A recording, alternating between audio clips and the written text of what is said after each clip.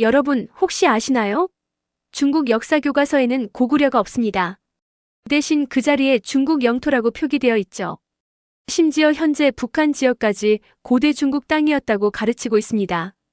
저는 과거 중국 유학 시절 공산당 소속 중국인 선생님과 이 문제로 격렬한 논쟁을 벌인 적이 있습니다. 선생님은 제게 이렇게 말했죠. 단군 조선은 그냥 신화 아니냐? 한국은 원래부터 중국의 속국이었다.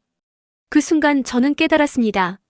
이것은 단순한 역사 해석의 차이가 아니라 철저히 계획된 역사 왜곡이라는 것을요. 오늘 이 영상에서는 중국 공산당이 왜 이런 역사 왜곡을 자행하는지, 그리고 그들의 통제 시스템이 얼마나 위험한지 낱낱이 파헤쳐 보겠습니다. 이 내용은 단순한 음모론이 아닙니다.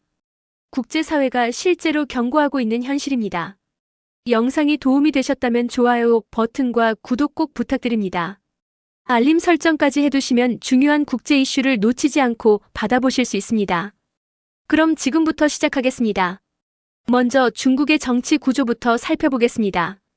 중국은 중국 공산당이라는 단 하나의 정당이 모든 권력을 독점하는 체제입니다.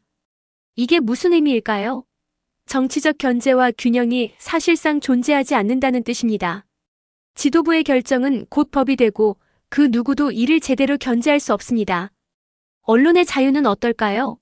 중국에서는 언론, 인터넷, 문화 콘텐츠 모두가 철저한 검열 시스템 아래 놓여 있습니다. 정부의 비판적인 의견은 순식간에 삭제되고 SNS에서 잘못된 발언 하나 했다는 이유로 구금되는 사례가 실제로 보고되고 있습니다. 가장 무서운 것은 감시 기술입니다. 중국의 감시 시스템은 세계 최강 수준입니다. 거대한 CCTV 네트워크와 안면 인식 기술, 디지털 추적 시스템이 시민들의 이동 경로, 대화 내용, 온라인 활동까지 실시간으로 분석합니다. 심지어 개인의 신용 점수를 매겨 사회적 행동을 통제하는 사회 신용 시스템까지 운영하고 있죠. 이런 통제가 단순히 국내에만 머물렀다면 그나마 다행이었을 겁니다. 하지만 문제는 이 통제 모델이 국경 밖으로 확장되고 있다는 점입니다. 중국은 막강한 경제력과 외교력을 무기로 여러 나라에 영향력을 행사하며 자신들의 정치적 방식을 국제 기준보다 우선시하려는 움직임을 보이고 있습니다. 이제 가장 충격적인 인권 문제로 넘어가 보겠습니다. 국제사회가 가장 강력하게 비판하는 부분이 바로 신장 위구르 지역의 상황입니다. 유엔을 비롯한 여러 국제기구는 중국 정부가 위구르족을 대규모로 수용소에 구금하고 있다는 보고서를 발표했습니다. 증언에 따르면 이 수용소에서는 강제 노동이 자행되고 위구르족의 언어와 문화를 말살하려는 시도가 이루어지고 있다고 합니다. 종교 활동 역시 철저히 제한받고 있습니다. 정부의 허가를 받지 않은 종교단체나 교회는 단속 대상이 되며 그 과정에서 폭력과 인권 침해가 발생했다는 증언이 끊이지 않습니다. 티베트 지역도 마찬가지입니다. 수십 년간 티베트인들의 자치권과 종교의 자유는 심각하게 제한되어 왔습니다.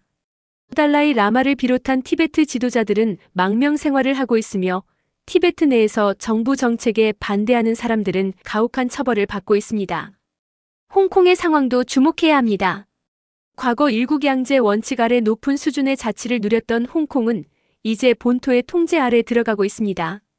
민주화를 요구했던 시위대는 강력하게 진압되었고 많은 민주운동가들이 체포되거나 망명길에 올랐습니다. 이 모든 것이 불과 몇 년 사이에 일어난 일입니다. 이제 제가 직접 경험했던 역사 왜곡 문제로 돌아가 보겠습니다. 중국이 왜 이런 역사 왜곡을 자행하는 걸까요? 여기에는 명확한 전략이 숨어 있습니다. 중국의 인구 구성을 보면 한족이 약 92%에서 94%를 차지하고 나머지는 55개의 소수민족으로 구성되어 있습니다. 그런데 아이러니한 점이 있습니다. 중국 역사를 자세히 들여다보면 한족이 실제로 지배한 왕조는 생각보다 많지 않습니다.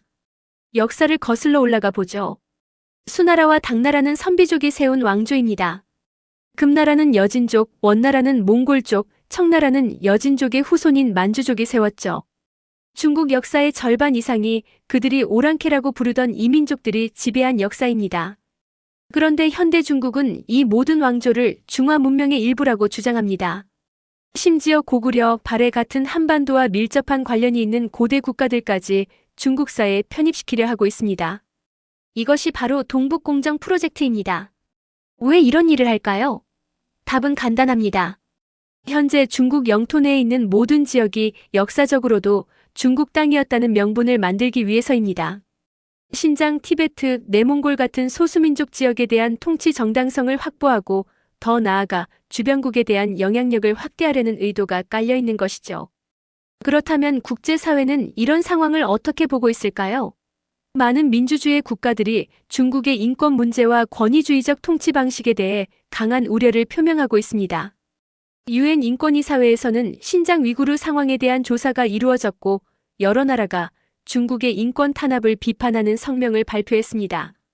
미국과 유럽연합을 비롯한 서방 국가들은 신장 지역의 강제 노동으로 만들어진 제품에 대한 수입 금지 조치를 시행하고 있습니다. 일부 국가들은 외교적 보이콧을 선언하기도 했죠.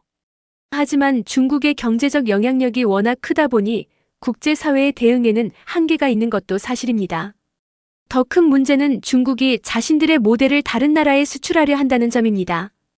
개발도상국들에게 경제 원조를 제공하면서 동시에 감시 기술과 통제 시스템을 전파하고 있습니다. 일부 권위주의 국가들은 중국의 모델을 벤치마킹하여 자국민 통제에 활용하고 있죠. 역사 왜곡 문제도 마찬가지입니다. 중국은 공자학원 같은 문화기관을 통해 전 세계에 자신들의 역사관을 전파하려 하고 있습니다. 학문의 자유가 보장되어야 할 대학에서조차 중국의 불리한 주제는 다루기 어려운 분위기가 형성되고 있습니다. 결론적으로 지금 세계는 중국 공산당의 강력한 권력 구조와 그로 인해 발생하는 인권 침해, 자유 억압, 국제 규범 위협에 긴장하고 있습니다. 오늘 말씀드린 내용은 그중 극히 일부일 뿐입니다. 역사는 승자가 쓴다는 말이 있지만 진실은 결코 영원히 숨겨질 수 없습니다. 우리가 이런 문제에 관심을 가지고 목소리를 내는 것이 중요한 이유입니다. 여러분은 이 문제에 대해 어떻게 생각하시나요? 댓글로 의견을 남겨주세요. 이 영상이 도움이 되셨다면 좋아요와 구독 부탁드립니다. 다음 영상에서 더 깊이 있는 내용으로 찾아뵙겠습니다. 감사합니다.